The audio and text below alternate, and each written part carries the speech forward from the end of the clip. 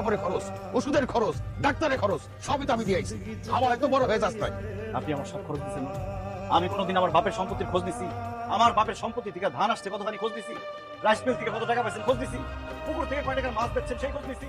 জমি বর্গা দিয়ে কয় টাকা পাইছেন সেই খোঁজ দিছি কোনোদিন? আজকে আমার পছন্দের সাথে আপনার পছন্দ মিলে নাই দেখে আমি পরম্পরা হয়ে গেলাম, তাই না? আমি যদি 5 টাকা খাই থাকি, আমার বাপের সম্পত্তি থেকে আসে 10 টাকা, সেই বাকি 5 টাকার হিসাব করে নিছি আপনার কাছ থেকে। দেখছো দেখছো কত বড় বেয়াদব আমার কাছে হিসাব চায়। সেটাই ভালো আছিল।